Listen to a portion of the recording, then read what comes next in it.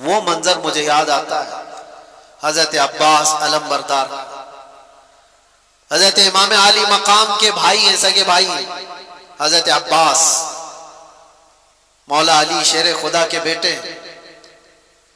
ان کو ایک چیز بے قرار کر گئی، وہی میں کہہ رہا ہوں نا، اپنی تکلیفیں برداشت کر سکتا ہے آدمی، اپنے اہل خانہ اپنے رشتہ داروں کی تکلیف برداشت نہیں کر پاتا۔ ہوا یہ کہ 9 سال کی بچی حضرت بی بی سکینہ، وہ حضرت امام علی مقام کی چھوٹی شہزادی ہیں، وہ حضرت عباس سے کہنے لگی چچا کیا آپ جا کر کے ہمارے لیے پانی کا انتظام کر سکتے ہیں؟ تو حضرت عباس سے اب رہا نہ گیا، کہا اپنی پیاس تو برداشت کر سکتے ہیں، بچوں کی پیاس کے لیے کیسے برداشت کریں؟ حضرت عباس کہتے ہیں کہ بیٹی سکینہ میں تیرے لیے پانی لاتا ہوں۔ یہاں توجہ، وہ گئے کسی طرح سے، وہ جواں مردی جو حیدر کرار کے شہزادوں میں وہ کہیں نہیں مل سکتی، سارے ان یزیدیوں کے نرغے کو پھلانتے ہوئے دریائے فرات پر گئے بھی اور مشکیزہ پانی کا بھر لیا۔ ایک بات میں آپ کو کہتا ہوں، 3 دن کے بھوکے اور پیاسے، وہ بھی تو بھوکے اور پیاسے تھے، دریائے فرات پر پہنچ بھی گئے، پانی بھر بھی لیا۔ خیمہ امام حسین پر پانی لانا یہ بات کی بات تھی، لیکن چلو میں تو خود کے پانی تھا، پہلے خود بھی تو پی سکتے تھے۔ امام حسین کے خیمے تک پانی پہنچانے کے لیے وہ آئے ضرور تھے، لیکن خود بھی تو 3 دن کے پیاسے ہیں، پی لیتے۔ چلو بھر پانی اٹھایا اور پھینک دیا، کہا کہ یہ غیرت میری گوارا نہیں کرتی کہ حسین کے گھر والے پیاسے اور میں پانی پی رہا ہوں۔ رسول اللہ کا لاڈلا نواسا پیاس میں ہو اور میں یہاں اپنی پیاس بجھا رہا ہوں، ایک قطرہ پانی نہیں پیا۔ یہ کیسا ایمان تھا، کوئی بھی ہو اپنی پیاس سے بجھا لیتا، لیکن رسول اللہ کے اس گھرانے کی کتنی مثالیں آپ کے سامنے۔ حضرت عباس مشکیزے سے پانی لے کر کے وہ جب واپس لوٹ رہے تھے، یزیدیوں میں شور مچ گیا کہ اگر یہ پانی گیا واپس تو لڑائی لمبی ہو جائے گی، ہم مقابلہ نہیں کر پائیں گے حیدر کرار کے شیروں کا، کسی طرح سے یہ پانی ختم کر دو۔ کسی ظالم نے آ کر حضرت عباس کے دائیں مونڈے پر تلوار ماری تو ہاتھ ہی کٹ کے گر گیا۔ یہ کوئی میں ٹھوکر لگ کر چمڑی نکلنے کی بات نہیں کر رہا ہوں، ہاتھ کٹ کے گرا ہو جس پہ مشکیزہ پانی کا پکڑا ہوا تھا۔ حضرت عباس نے کہا بائیں ہاتھ سے اٹھا لیتا ہوں، ہمت نہیں ہاری، پانی مجھے سکینہ کو پلانا ہے۔ جب وہ دوسرے ہاتھ میں پانی اٹھا کر دوڑ رہے تھے تو یزیدیوں نے یہ ہاتھ کو بھی کاٹ دیا، یہ ہاتھ بھی کاٹ دیا۔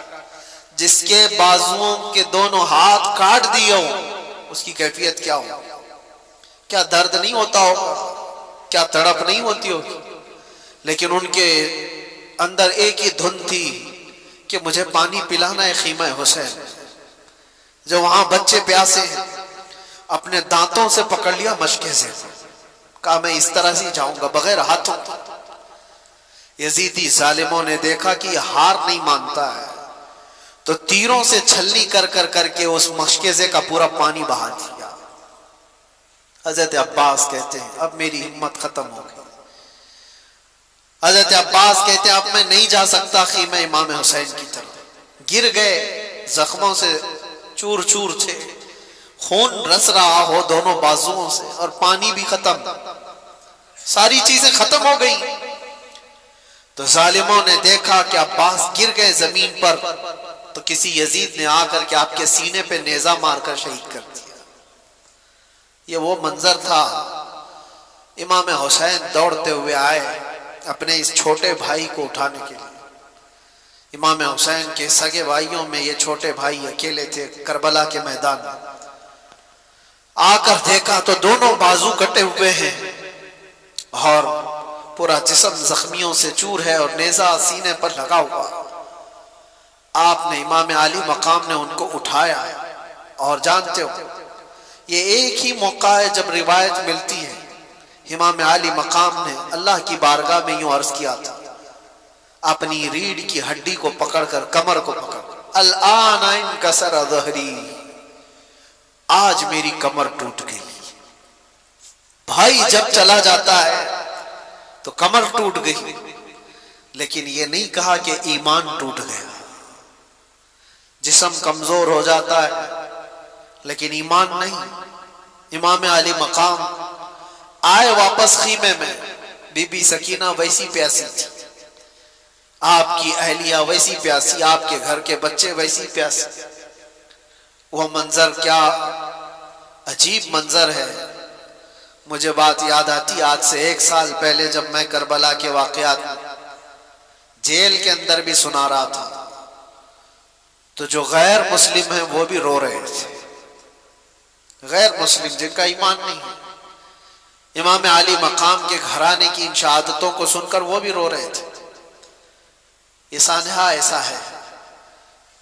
اندر کی بیویوں نے آ کر امام علی مقام سے کہا کہ مولا ان کو تکلیف ہم سے ہے، دشمنی ہمارے سے، ہمارا 6 مہینے کا جو ننھا علی اصغر ہے اس سے تو نہیں ہے دشمنی، اب سینے میں دودھ سوکھ گیا ہے، اس بچے کو لے جائیں، شاید اس کو کچھ پانی کے قطرات وہ حلق میں ڈال دیں تاکہ اس کی پیاس کم ہو جائے۔ امام علی مقام نے اپنی بیوی کی بات سن کر کے اس ننھے علی اصغر کو اٹھا کر میدان میں تشریف لائے تھے۔ ایک بات یاد رکھیں، جس کے سر پر ہوس طاری ہو اس سے کبھی کوئی امید نہیں لگائی جا سکتی، کبھی رحم کی امید نہیں کر سکتے۔ امام علی مقام نے یزیدیوں کو پکار کر کہا میرے بچے نے تمہارے ساتھ کچھ نہیں کیا، یہ تو بولتا بھی نہیں، 6 مہینے کا ہے، لیکن دیکھو اس کی ماں کے سینے سے دودھ سوکھ گیا ہے، تم اس کو کچھ پانی پلا دو۔ ظالموں نے امام علی مقام کی تقریر سن کر کے دور سے تیر چلایا اور وہ تیر سیدھے علی اصغر کی گردن پہ آ کر لگا۔ نشانہ ایسا تھا کہ حلقوم پر آ کر لگ گیا اور خون کا فوارہ امام علی مقام کے چہرے پر آ کر پڑا۔ وہ کیسا منظر ہوگا جب باپ اپنے بیٹے کی لاش کو لے کر کھڑا ہو۔ جلدی سے امام علی مقام نے اپنے بچے کو چھپا لیا، سینے سے لگا لیا، چہرے سے خون کو صاف کیا، یہ نہیں کہ ماتم کروں، رو دو چلاؤں، اللہ کی بارگاہ میں اتنا کہا کہ مولا میری یہ چھوٹی قربانی کو بھی قبول فرما۔ 6 مہینے کا بچہ جس باپ کی گود میں شہید ہو چکا ہو اس کا کیا حال ہونا چاہیے۔ سینے سے لگایا، بچہ ہچکیاں لیتے ہوئے خاموش ہو چکا تھا، لیکن سب سے بڑا کٹھن مرحلہ یہ تھا کہ بچے کو ماں کے حوالے بھی تو کرنا ہے۔ جب وہ خیمے کی طرف لے کر کے آیا تو خیمے کی خواتین نے پکار کر کے کہا مولا امام حسین لگتا ہے کہ بچے کو پانی پلا کر لائے، اس لیے کہ بچے کے رونے کی آواز نہیں آ رہی، بچے کے چیخنے کی آوازیں نہیں آ رہی۔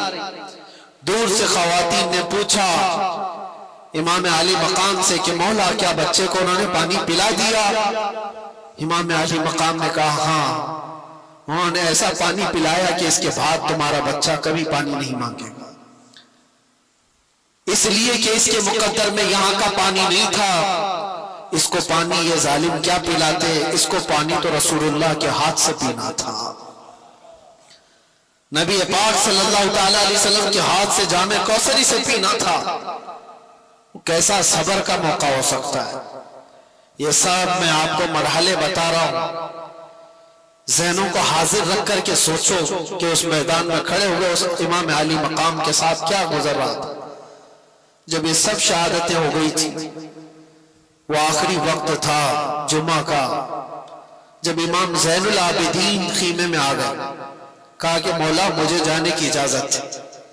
ایک ہی بیٹے بچے تھے امام علی مقام کے، امام زین العابدین، بیمار تھے وہ، اور وہ کپڑے پہن کر کے جب اپنے بابا جان کے پاس آئے، 17 سال کی عمر کے، امام علی مقام سے کہا مجھے بابا اجازت دو، سارے بھائی ہمارے شہید ہو چکے، گھر پورا چلا گیا، آپ کی عزت و آبرو پر کوئی حرف آنے نہ پائے جب تک آپ کا بیٹا ہے۔ امام علی مقام نے ان کو پکڑ کر بٹھایا، کہا ان کو مسئلہ مجھ سے ہے، میرے مر جانے کے بعد وہ تمہارے سے کوئی مواخذہ نہیں کریں گے، لیکن اگر تم گئے شہید ہو گئے تو اس کے بعد وہ مجھے بھی ماریں گے۔ لیکن بیٹا امام زین العابدین سے امام علی مقام کہتے ہیں تمہارا رہنا اس لیے ضروری ہے کہ حسینی سادات کی نسل تم سے چلے گی، میرا خاندان تم سے چلنے والا ہے۔ امام زین العابدین کو گھر میں روک دیا گیا اور امام حسین کے نکلنے کا وقت تھا۔ اللہ اکبر، کتاب میں جب بھی پڑھتا ہوں ان واقعات کو آنکھیں بھیگ جاتی ہیں، رونگٹے کانپنے لگتے ہیں۔ سیدہ زینب انہیں کپڑے پہنا رہی تھی، وہ تبرکات دے رہی تھی جو رسول اللہ صلی اللہ علیہ وسلم کے تبرکات ان کے پاس تھے۔ حیدر کرار کی تلوار ان کے پاس تھی، امیر حمزہ کے تبرکات، جعفر طیار کا پٹا، یہ سب امام حسین کو ان کی سگی بہن پہنا رہی تھی، اور یہ کہہ کر کے کہ کاش اگر میری ماں فاطمہ زہرا آج ہوتی تو یہ کام وہ کر رہی ہوتی۔ امام علی مقام کو ان کی بہن نے حوصلہ دیا اور کہا کہ فی امان اللہ، آپ اللہ کے راستے پر جا رہے ہیں، ہماری طرف سے کوئی فکر کی ضرورت نہیں، ہم عورتوں کی طرف سے آپ بے خوف رہیں۔ وہ عورتیں کیسا صبر لے کر تھی، کیسی استقامت۔ امام علی مقام آخری مرتبہ اس گھوڑے پر سوار تھے، لیکن تاریخ نگاروں نے یہ بھی بتایا کہ گھوڑا آگے بڑھتا نہیں تھا، جو امام علی مقام کا گھوڑا ہمیشہ سفر میں رہا، گھوڑا میدان جنگ میں آگے بڑھ نہیں رہا تھا۔ تو آپ نے اتر کر کے دیکھا تو گھوڑے کی دونوں ٹانگوں کو بی بی سکینہ پکڑی ہوئی بیٹھی تھی، اور وہ یہ التجائیں کر رہی تھی کہ بابا کو مت لے جانا، اس لیے کہ جو گیا واپس نہیں آیا۔ امام علی مقام نے اپنی بیٹی کو اٹھایا اور کہا تیرا باپ یہاں پر ایک عظیم امتحان کے لیے اتارا گیا ہے، میری شہادت پر نوحہ مت کرنا، میری شہادت پر ماتھا مت پیٹنا، میری شہادت پر بال نہ نوچنا، اللہ کی رضا پر راضی رہنا اور مصطفیٰ کی شریعت کی حفاظت کرنا۔ یہ آخری وصیت تھی اپنی بیٹی کو۔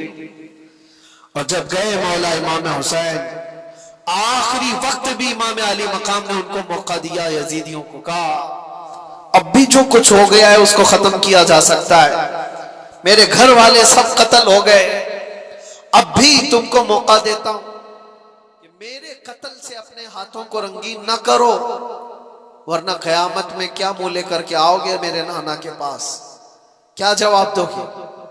آخری خطبہ بھی امام علی مقام کا میدان کربلا میں گونجتا رہا، لیکن یزیدیوں پر کوئی اثر نہ ہوا۔ ایک بات میں آپ کو بتاؤں، یہ نہ اثر ہونے والی بات کب آتی ہے؟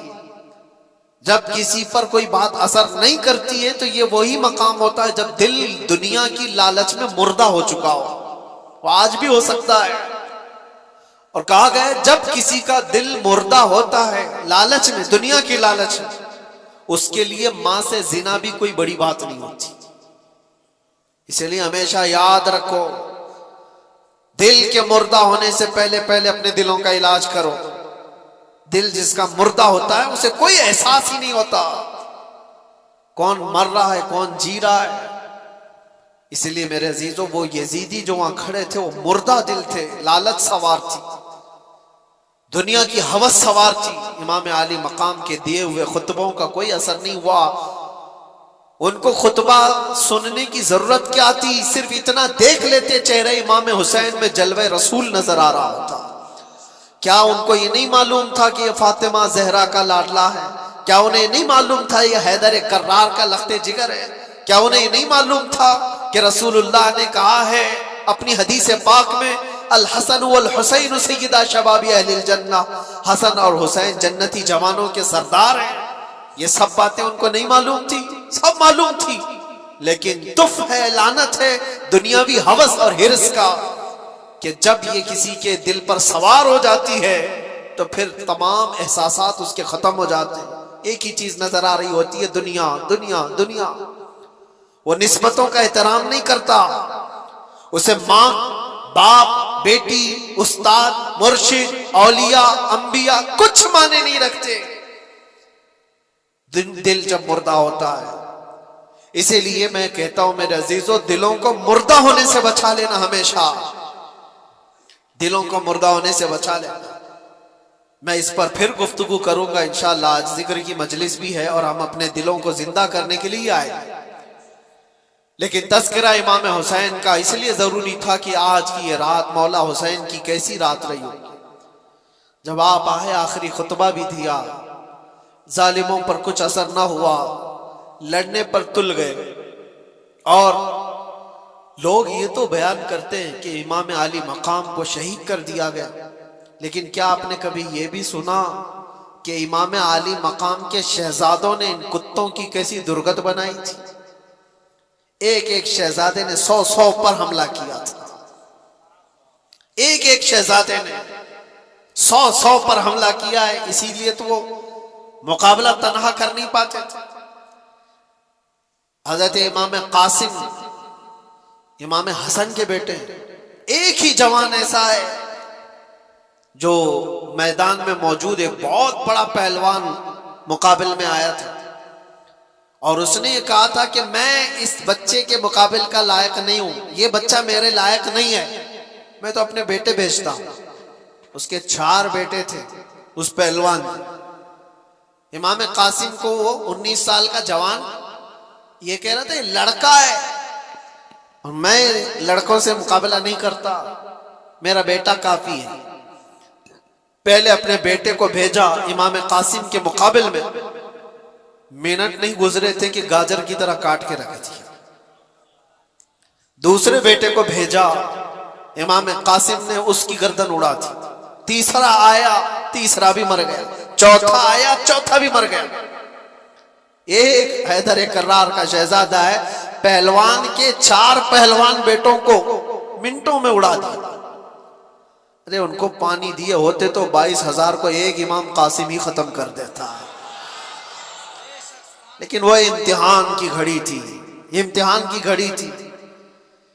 اور اس کے بعد وہ پہلوان پھر مقابل میں آیا کہ 4 میرے بچوں کو یہ گاجر مولی کی طرح کاٹ کے رکھ چکا ہے، اور آیا اور کہنے لگا تو جانتا ہے میرا مقام کیا ہے، میں کتنے لوگوں سے تنہا لڑ سکتا ہوں۔ بڑی بلند بانگ دعوے کرتے ہوئے وہ آیا۔ امام قاسم نے کہا سنا تو بہت ہے تیرے چرچے، تو بہت بڑا پہلوان ہے، لیکن میں دیکھ کر کے افسوس کر رہا ہوں کہ تجھے گھوڑے کی زین باندھنے کا طریقہ بھی نہیں آتا۔ گھوڑے کی جو رسی ہوتی ہے یہ باندھنا ایک فن ہوتا ہے فوجی کا، سپاہی کا، تجھے باندھنے کا طریقہ نہیں آتا اور اتنا بڑا پہلوان کہلاتا ہے۔ اس کے لیے شرمندگی کی بات تھی، آر کی بات تھی، بہت عیب کی بات تھی۔ وہ کہا میرے گھوڑے کی رسی صحیح باندھنے کا طریقہ مجھے نہیں آتا، تم سکھا رہے ہو۔ وہ گھوڑے کی ناتی دیکھنے کے لیے کیا جھکا تھا، امام قاسم نے ایک ہی وار میں اس کو ختم کر دیا۔ یہ منظر حیدر کرار کے بیٹوں کا تھا۔ میں آپ کو اس لیے بتا رہا ہوں کہ صرف اور صرف شہداء کرام کی شہادت ہی نہیں، یہ بھی بتاؤ کہ مارا بھی کیسے۔ امام حسین کا جذبہ صرف یہ نہیں کہ کچھ آ جائے تو مر جاؤ، کٹ جاؤ، نہیں، امام علی مقام نے کہا ہے کہ مر جانا اور کٹ جانا یہ مقدر میں ہوگا، اللہ تعالیٰ نے لکھا ہوگا تو ہوگا، لیکن اس وقت کے آنے سے پہلے تک اپنے ضمیر کا سودا کر کے کسی سے ہاتھ ملانا یہ حسینی ایمان نہیں ہے۔ جب تک دم میں دم ہے مقابلہ کرو، ہاتھ تمہارا ہوگا، مار اللہ کی ہوگی، مقابلہ کرو۔ کبھی یہ مت سوچنا کہ میں تنہا کتوں میں گر گیا ہوں، کوشش تو کر کے دیکھو، ہوتا ہے میرے عزیزوں، بہت مقامات پر ہاتھ تمہارا ہوگا، مار اللہ کی ہوگی۔ اور امام حسین، امام علی مقام جب میدان کربلا میں آخری وقت ان ظالم کتوں سے لڑ رہے تھے، ایک دو نہیں کتنوں کو ڈھیر کیا تھا، 3 دن کا پیاسا، 56 سال کا رسول اللہ کا بیٹا، کتنوں کو وہ موت کے گھاٹ اتار رہے تھے۔ پھر اعلان ہو گیا کہ اگر ان کے مقابل میں اس طرح جاتے رہو گے تو یہ سب کٹتے رہ جائیں گے، شام تک شاید صفایا ہو جائے، گھیر لو ان کو۔ تیروں سے چھلنی کرو پہلے. ہر طرف سے تیروں کی بارش شروع ہو گئی. امام علی مقام کے پورے جسم میں جگہ جگہ تیر آ کر لگنے لگے. بعض تاریخ نگاروں نے کہا ہے کہ 72 سے زیادہ تیر لگے ہوئے تھے. 72 تیر کس کو کہتے ہیں؟ اور آپ اتنے زیادہ تیر جب جسم پر لگے تو گھوڑے سے آپ اتر آئے. یہ وہی وقت تھا جمعہ کا وقت، عاشوراء کا 10ویں محرم الحرام. امام علی مقام جیسے ہی اترے سجدے میں گر گئے. سجدے میں جیسے ہی گرے ان ظالم کتوں نے سوچا اس سے بہتر موقع نہیں ہے. خولی اور شمر جیسے ان ظالموں نے امام علی مقام کی پیٹھ پر اپنا پاؤں رکھ کر کے آپ کے سر مبارک کو جسم سے الگ کر دیا. انا للہ و انا الیہ راجعون. لیکن میرے عزیزوں، امام حسین رضی اللہ تعالیٰ عنہ کی اس شہادت عظمیٰ پر جتنا غم کرو وہ کم ہے، جتنا غم مناؤ وہ کم ہی ہے. ہم مانتے ہیں زندگی بھر اس دکھ کو ہم ساتھ لے کر جیتے ہیں، لیکن ساتھ میں ان کا یہ میسج بھی تو لے کر کے جاؤ. آج لوگ یہ سمجھتے ہیں صرف پٹی باندھ لینے سے حسینی ہو جائے گا.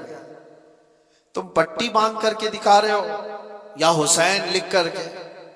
میرے عزیزوں، امام علی مقام پٹی باندھے تو نہیں تھے لیکن داڑھی ضرور رکھے ہوئے تھے. حسین کے نام کی پٹی تو چہرے پر آ گئی، حسین کے نام کی داڑھی کیوں نہیں آئی؟ وہ رسول اللہ کا شہزادہ جو اپنے اخلاق و کردار کے ساتھ میدان کربلا میں آیا تھا، سال بھر عیش کر رہے، ناچ رہے، گا رہے، سب کچھ کر رہے، اور محرم میں تمہیں غم حسین ہے. غم حسین کا حق وہ ادا کرتا ہے جسے پیغام حسین کی بھی یاد ہے. حسین کیوں شہید ہو گئے تھے؟ اس لیے کہ اسلام ہم تک پہنچ جائے، یہ ایمان کی دولت باقی رہے. یہ جو آج آپ رونقیں دیکھ رہے ہیں یہ مسجدوں کی، کیا یہ امام علی مقام کی قربانی کی برکت نہیں ہے؟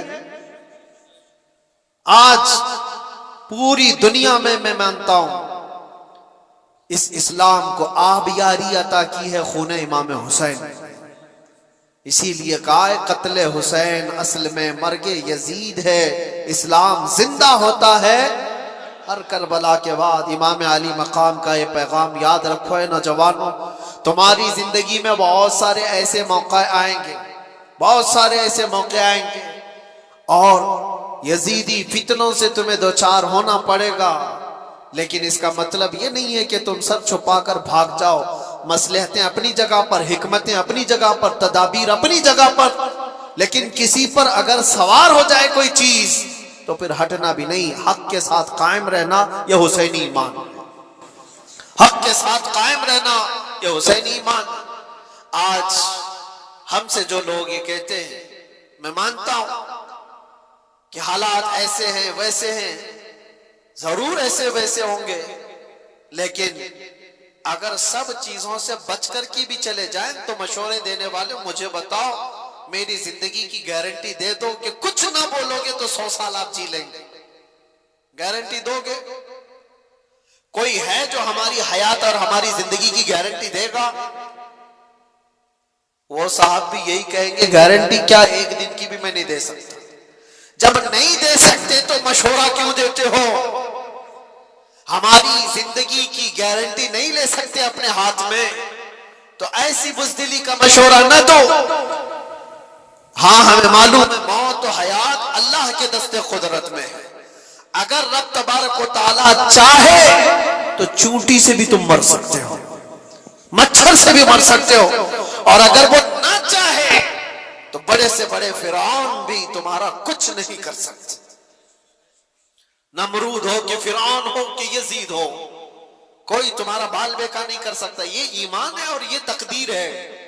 تو جب تک اللہ تعالی حیات باقی رکھا ہے، تمہارے جسموں میں جان باقی ہے، حسینی کردار کے ساتھ جیو میرے عزیز. کیوں یہ ڈھکی چھپی زندگی؟ آج جانتے ہو سب سے زیادہ آج ہمارے اوپر جو معاملات ہیں کہ ہر چیز تمہاری نشانے پر جو لی جا رہی ہے، اس کی وجہ یہ ہے کہ تم ان تمام چیزوں سے بھاگے بھاگے پھر رہے ہو. کیا یہ مجمع فجر میں ہوتا ہے؟ ان مسجدوں میں جو ویرانی ہے، تو ظاہر سی بات ہے ہم نے اپنے ہاتھوں سے جب اسلام کو نقصان پہنچانا شروع کیا تو خیروں کے آج لگائے ہوئے الزامات اور ان کے دیے ہوئے مصیبتوں کا واویلا کیوں مچاتے ہو؟ ہم نے خود اپنے ہاتھوں سے کتنا برباد کیا ہے۔ شادی محلوں میں جا کر دیکھو کون سا اسلام دکھتا ہے، ساری عورتیں بے نقاب، ہزاروں قسم کے فیشن، ہزاروں قسم کے پاؤڈر، لالی، میک اپ، جو پوری دنیا کو دکھانے کے لیے۔ یہ کون سی خواتین ہیں؟ کیا یہ فاطمہ زہرا کی کنیزیں ہیں؟ آپ کو پتا ہے جب امام حسین کا سر لے کر نیزے میں ڈال کر دمشق میں آیا تھا جلوس، خاندان رسول کی بیویاں بھی اس جلوس میں تھی، امام حسین کی بیویاں، امام حسین کی بہن، امام حسین کی بیٹی، سب اس جلوس میں قیدی بنا کر کے یزید کے دربار میں لے جائے جا رہے تھے۔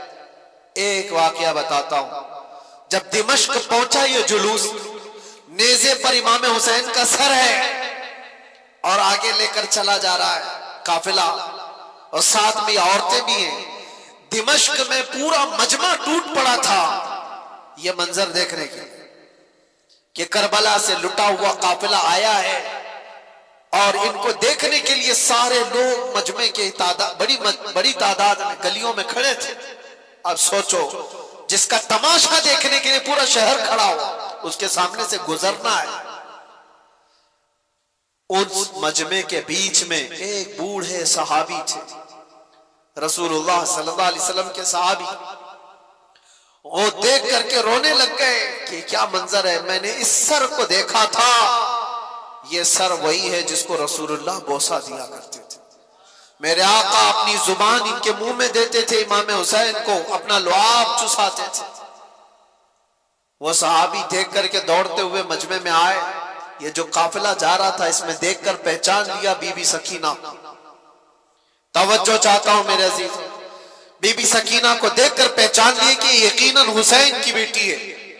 قریب آئے، ہچکیاں بن گئی، کہا بچی ہماری زندگیاں قربان تمہارے گھرانے پر، ہم کچھ نہیں کر سکے، ظالموں کی حکومت نے تمہارے بابا کو شہید کر دیا، بچی بتاؤ میں ملک شام میں دمشق میں رہتا ہوں، کوئی حاجت ہو تو مجھے بتاؤ۔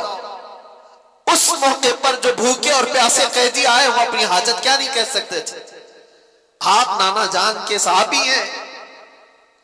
سکینہ نے پوچھا، انہوں نے کہا ہاں بیٹی میں رسول اللہ کا غلام صحابی، کچھ حاجت ہو تو بتاؤ۔ بی بی سکینہ نے کیا حاجت مانگی تھی وہ میں میسج دینا چاہتا ہوں۔ کہا کہ میرے نانا جان کے صحابی، یہ میرے بابا کا جو سر نیزے پر لے جایا جا رہا ہے، اس سر کو تھوڑا آگے بڑھا دیا جائے، آگے لے کر کے جائیں۔ اس صحابی نے پوچھا کہ کیوں، ایسی خواہش تمہاری کیوں ہے؟ کہا بات یہ ہے کہ اس کٹے ہوئے سر کو دیکھنے کے لیے جو مجمع عمر پڑ رہا ہے، جو لوگ آ رہے ہیں، وہ سر کو دیکھتے دیکھتے ہماری عزتوں کی طرف بھی نظر کرتے، ہمارے پردے کا خیال کرتے ہوئے میں یہ چاہتی ہوں کہ سر کو آگے لے جایا جائے تاکہ لوگ سر دیکھنے میں مصروف رہیں اور ہمارے پردے کی پابندی ہو سکے۔ اس موقع پر اگر کوئی اپنے پردے کی پابندی کا خیال کرتی ہو، یہ گھرانہ حسین کا ہے، جس کا پورا گھر لٹ چکا ہو، اور اس وقت 9 سال کی بچی یہ کہتی ہو مجھے میرے پردے کی فکر ہے۔ میں اپنی بہنوں سے پوچھتا ہوں، گھر کی خواتین سے پوچھتا ہوں، تمہارا کیا لٹا ہے کہ تم بے پردہ باہر گھومتی؟ تمہارے ساتھ کیا ہوا ہے؟ کچھ نہیں ہوا۔ قیامت کے دن اس بی بی سکینہ کا بھی سامنا کرنا ہے، فاطمہ الزہرا کا بھی سامنا کرنا ہے۔ ان خواتین کو پتہ نہیں ہے اسلام کا چہرہ جو بگاڑ کر کے رکھی ہے۔ دنیا تمہیں یہ ہوس کے پجاری تمہیں صرف استعمال کرنا جانتے ہیں، کوئی عورتوں کے حقوق کی بات نہیں کرتا۔ یہ ناٹک ہے، یہ ڈھکوسلا ہے جو وومن رائٹ کی بات کرتے ہیں، عورتوں کے حقوق کے ہم علمبردار ہیں، پاسدار ہیں۔ کون سا عورتوں کے حقوق؟ یہ عورتوں کے حقوق کی بات نہیں کرتے، عورتوں کو ننگا اسٹیج پر نچانے کی کوشش کرتے ہیں۔ یہ سارے وہ کتے ہیں رال ٹپکاتے ہوئے عورت کو ننگا دیکھ کر مزے لینا چاہتے ہیں۔ اور ہماری بچیوں کو ایسا لگتا ہے کہ یہ آزادی ہے، آزادی ہے۔ آزادی نہیں، یہ جہنمی زندگی ہے۔ اللہ نے تمہیں اشرف المخلوقات بنایا، تم جانوروں کی طرح زندگی گزارنا چاہتے ہو؟ جانور تو کپڑے نہیں پہنتے۔ اور یہاں عورتوں کو ایسا لگتا ہے جتنا شارٹ لباس پہنیں گے اتنا فیشن ہے، جتنا کم کپڑا پہنو تو فیشن ہے۔ کم کپڑا پہننا اگر فیشن ہے تو کتے اور جانور جو بھینس ہے وہ تمہارے سے زیادہ فیشنیبل ہے، وہ تو ایک بھی کپڑا نہیں پہنتے۔ کیا ننگا رہنا کوئی فیشن ہے؟ امت مصطفیٰ کے ایمان کو غارت کرنے کے لیے دنیا فیشن کے طور طریقے بناتی ہے۔ ماں اور بہنوں کی آج عزت لوٹی جا رہی ہے، اس کی وجہ کیا ہے؟ کاش اسلامی پردے کی حمایت کی ہوتی ہے، ان کی عزتیں محفوظ ہوتی۔ اے نوجوانوں، ایک بات یاد رکھو، میں یہاں سے پیغام عورتوں کو دے رہا ہوں ضرور، لیکن ایک حدیث یہ بھی سنا کر جاتا ہوں۔ اللہ کے نبی صلی اللہ علیہ وسلم نے فرمایا دیوس جہنمی ہے، دیوس جہنمی ہے، دیوس جہنمی ہے۔ 3 بار مصطفیٰ کریم صلی اللہ علیہ وسلم نے فرمایا۔ تو صحابہ نے پوچھا یا رسول اللہ کون ہے دیوس؟ میرے آقا نے فرمایا وہ مرد جہنم میں جائے گا جس کی عورت بے پردہ باہر گھومتی ہے۔ تو مرد کے لیے حضور نے فرمایا مرد جو اپنی عورت کو بے پردہ باہر گھماتا ہے وہ جہنم میں جائے گا، تو جو بے پردہ عورت ہے اس کا عذاب کیا ہوگا؟ امام علی مقام کا گھرانہ وہ نہیں ہے جو اپنے گھرانے کو بنائے ہوئے ہو۔ داستان کربلا سننا ہے تو پیغام کربلا بھی سنو۔ صرف قتل ہو گئے، کٹ گئے، مارے گئے، شہید ہو گئے، یہ صرف اور صرف کربلا کے میدان کا پیغام نہیں ہے۔ پیغام کربلا حقیقت میں یہ ہے کہ چاہے ہمارا سب کچھ لٹ جائے، دامن مصطفیٰ پر کوئی انگلی اٹھا نہ سکے۔ آج ہزاروں انگلیاں تمہاری طرف کیوں اٹھ رہی ہیں؟ تم نشہ کرتے ہو، تم شراب پی رہے ہو، تم چرس گانجے نہ جانے کیا کیا چیزیں کرو، انگلیاں تمہاری طرف اٹھائی جا رہی۔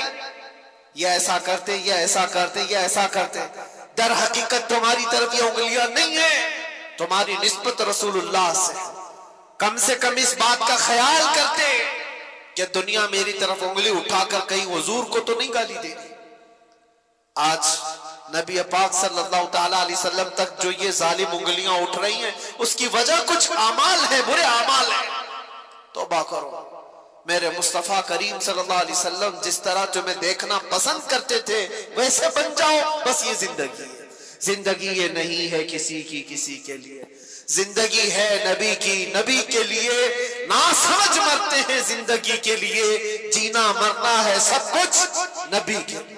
بس اس پیغام کے ساتھ اپنی زندگیوں میں تبدیلیاں لاؤ اے جوان، تبدیلیاں لاؤ۔ آج سے تقریباً 100 سال پہلے کی بات ہے، آزادی ہند کے موقع پر، ہندوستان کی آزادی سے پہلے کی بات ہے، میں ناگپور گیا ہوا تھا، بہت بڑے مفتی صاحب نے یہ بات مجھے بتائی تھی۔ علی برادران مشہور ہیں آزادی کے موقع پر، جو غدر ہوا تھا 1857 کے موقع پر، اس وقت بھی بہت سارے معاملات پیش آئے تھے۔ علی برادران 2 مولانا لوگ، انہوں نے ایک پیغام دیا تھا 5 سے 15 منٹ کے لیے۔ ناگپور اسٹیشن پر بہت سارے مسلمانوں کا مجمع آیا اور ان سے پوچھا کہ آج کے حالات میں کیا کرنا چاہیے۔ انہوں نے صرف 2 جملوں میں کہا تھا، میں کوٹ کر رہا ہوں صرف اس بات کو اسے لیے کہ حقیقت ہے یہ، کہا کہ کچھ نہیں، سب کو ٹوپی اور داڑھی کنٹینیو پہننا چاہیے، ٹوپی کنٹینیو پہنو، داڑھی کنٹینیو رکھو۔ کہا اس میں کیا میسج ہے؟ کہا تمہیں پتا نہیں اس کا رعب اللہ تعالیٰ دلوں پر کیسا رکھتا ہے۔ تمہیں کچھ کرنے کی ضرورت نہیں، اخلاق رسول میں ایک بار ملبوس ہو جاؤ۔ میرے عزیزوں، نہ تمہیں تلوار بھالے نیزے اٹھانے کی ضرورت ہے، نہ تمہیں جنگ و جدال کی ضرورت ہے، تم ایک بار مصطفیٰ کریم صلی اللہ تعالی علیہ وسلم کی سنتوں کو عمل میں لے آؤ، ایسی ہی تمہاری چلت پھرت سے کتنے کیڑے مر جائیں، ایسی تمہیں اندازہ بھی نہیں ہے۔ اللہ تبارک و تعالیٰ اس کا رعب رکھا ہے، چہرے رسول کا رعب ہے، دامن اسلام کا ایک رعب ہے۔ آپ کو اس کا اندازہ نہیں ہے لیکن دوسروں کو اندازہ ہے۔ اس لیے میں دعوت دیتا ہوں، اٹھو وگر نہ حشر نہ ہوگا پھر کبھی، دوڑو کہ زمانہ چال اپنی چل گیا، قوت عشق سے ہر پست کو بالا کر دو، دہر میں نام محمد سے اجالا کر دو، انہیں جانا انہیں مانا، نہ رکھا غیر سے کام، للہ الحمد میں دنیا سے مسلمان گیا۔ بس اس بات پر حضور کو توجہ میں رکھو، انہیں جانا انہیں جانا، پھر تمہیں فرق کچھ نہیں ہونا چاہیے، پھر کسی چیز کا کوئی اثر بھی نہیں ہونا چاہیے۔ اگر حضور سے سچی محبت کرتے ہو تو مجھے بتاؤ کیا یہ بات حق ہے یا نہیں؟ وہ جو نہ تھے تو اور وہ جو نہ ہو تو، اس جملے پر توجہ رکھنا۔ بس پورے شعر میں یہ جملہ میں توجہ کے ساتھ عرض کرتا ہوں، ویسے تو یہ پورا شعر یہ ہے، وہ جو نہ تھے تو کچھ نہ تھا، وہ جو نہ ہو تو کچھ نہ ہو، جان ہے وہ جہان کی اور جان ہے تو، لیکن اس پورے شعر میں صرف اتنا جملہ یاد رکھنا، وہ جو نہ ہو تو، بس وہ جو نہ ہو تو ہماری زندگی کچھ نہیں، ہمارے نام کے ساتھ وہ جو نہ ہو تو، ہماری قبر میں بھی وہ جو نہ ہو تو، قیامت میں بھی وہ جو نہ ہو تو، کئی اذانوں میں وہ جو نہ ہو تو، قرآن میں وہ جو نہ ہو تو، ہر جگہ پر یہ جملہ یاد رکھنا، وہ جو نہ ہو تو۔ اسی لیے اقبال نے بھی کہا تھا، آبروئے ماں زنام مصطفیٰ اس، ہم سب کی عزت و آبرو مصطفیٰ کے نام سے ہے، ہر چے دری دنیا بادے مصطفیٰ اس، جو کچھ بھی اس دنیا میں ہے وہ مصطفیٰ کے بعد، حضور کے بعد۔ یہی پیغام امام علی مقام کا تھا، آخری بات، اور اس کے بعد ہم دعا کرتے ہیں، ذکر کے لیے مجمع زیادہ ہے۔ آخری بات امام علی مقام کے لیے، یہ ایک چیز قرآن کی آیت میں نے تلاوت کی، آپ نے سنا تھا، وَلَا تَقُولُوا لِمَنْ يُقْتَلُ فِي سَبِيلِ اللَّهِ أَمْوَاتٌ۔ یہ دیکھو عام لوگوں کو بھی آیت یاد ہے، جس کا مطلب کیا ہے؟ اللہ فرماتا ہے اللہ کی راہ میں جو مارے جائیں انہیں مردہ، سب کو پتا ہے، بلکہ وہ کون کہہ رہا ہے؟ خالق کائنات، وہ کہہ رہا ہے بلکہ وہ زندہ ہے۔ تمہیں اس کا شعور نہیں، تمہیں اس کا شعور نہیں، تمہیں اندازہ نہیں، وہ زندہ ہے۔ یہ قرآن گواہی دے رہا ہے شہیدوں کی زندگی۔ اب مجھے بتاؤ امام حسین زندہ ہے یا نہیں؟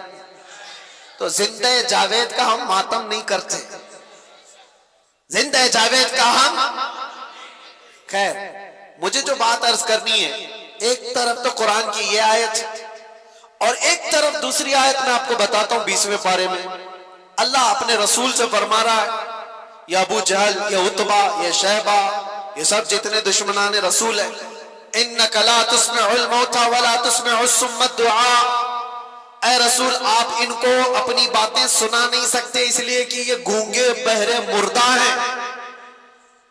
اللہ فرما رہا ہے کیا ہے؟ وہ مردہ ہیں۔ کس کو مردہ کہہ رہا ہے؟ وہ چلتے پھرتے بھی ہیں، کھاتے پیتے بھی ہیں، اٹھتے بیٹھتے بھی ہیں، بات چیت بھی کرتے ہیں، اور قرآن کیا کہہ رہا ہے؟ وہ مردہ ہے۔ اور ایک طرف کربلا کے میدان میں آؤ، ہاتھ الگ ہے، پیر الگ ہے، جسم الگ ہے، دھڑ الگ ہے، گردن الگ ہے، قرآن کہتا ہے وہ زندہ ہے۔ قرآن کیا کہتا ہے؟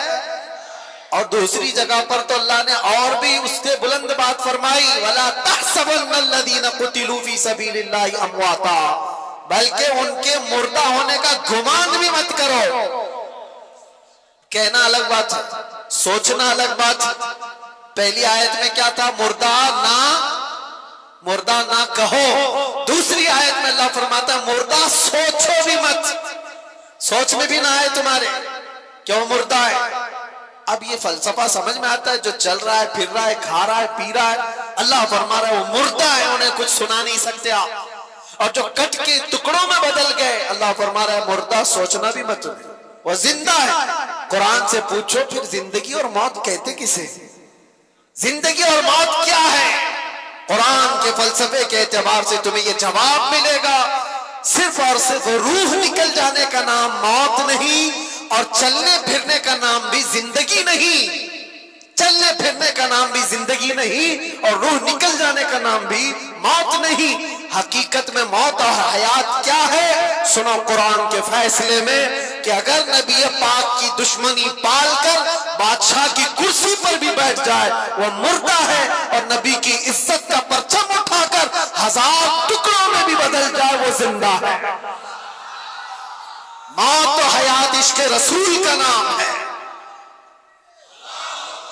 موت و حیات ایمان کا نام ہے، ایمان کا نام ہے۔ موت و حیات ایمان ہو تو پھر اب مرنے کا خوف کیا ہے تم؟ یہ بات اس لیے میں عرض کیا، کربلا کے میدان میں جو شہید ہوئے ان کو مردہ کہہ سکتے ہو؟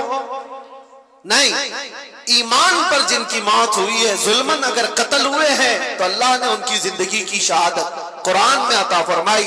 تو اب مرنے کا ڈر کیوں پالتے ہو؟ اب مرنے کا ڈر کیوں پالتے ہو؟ دو پلس پوائنٹ تمہارے پاس ہے۔ اگر ظلمن مارے گئے تو شہادت کے بعد ہمیشہ کی زندگی، اور یہ تو ابتدا ہے، مرنے کی ابتدا ہے۔ اگر ظلمن مارے گئے تو شہادت اور ہمیشہ کی زندگی، اور دوسری بڑی نعمت یہ ہے کہ قبر میں پہنچنے سے پہلے تاجدار مدینہ کی زیارت۔ اس سے بڑھ کر کے اور کیا چاہیے؟ جب کسی بندے کو یہ خیالات ہو کہ مجھے میرے مصطفیٰ کی زیارت کرنی ہے تو وہ بندہ مرنے سے ڈرتا نہیں ہے، بلکہ وہ روز انتظار میں ہوتا ہے کہ وہ گھڑی کب آئے گی جب آنکھیں بند ہوگی اور دیدار مصطفیٰ ہوگا۔ اسی لیے میرے عزیزوں، جانتے ہو آپ ایک مومن صالح کو موت کے بعد اس کے گھر والے قبر میں لے جا کر دفن کر کے آتے ہیں تو حضور نے جو فرمایا وہ سچ ہے کہ منکر نکیر آتے ہیں، فرشتے آئیں گے سوال جواب کے لیے، لیکن حضور فرماتے ہیں قبر میں میں بھی ہوں گا، اور منکر نکیر حضور کی طرف دکھا کر کے مردے کو پوچھتے ان کے بارے میں کیا کہتا تھا۔ یہ سوال ہوگا کہ نہیں ہوگا؟ لیکن شاعر نے بہت اچھے انداز میں اس کو کہا ہے، جو بندہ زندگی بھر یہ تمنا کرتے کرتے کرتے رہ گیا کہ آج ہوگی زیارت کی کل ہوگی، آج ہوگی زیارت کی کل ہوگی، اور مر گیا بندہ، خواب میں زیارت نہ ہو سکی، اب اس کو یقین تھا مرنے کے بعد تو ہوگی، مرنے کے بعد تو پکا ہوگی، اور جب مر گیا تو قبر میں آ کر فرشتے جھنجھوڑ کر اٹھا رہے ہیں تو جھنجلا کر کے کیا کہے گا؟ اب تو پائے ناز سے اے فرشتوں کیوں اٹھو، ارے مر کے پہنچا ہوں یہاں اس دل ربا کے واسطے، مر کے پہنچا ہوں یہاں، مجھے یہاں تک پہنچنے میں مرنا پڑا ہے، موت آئی ہے تب میں یہاں پہنچا ہوں، گر پڑ کے یہاں پہنچا، مر مر کے اسے پایا، چھوٹے نہ الہی اب سنگے در جانا نا،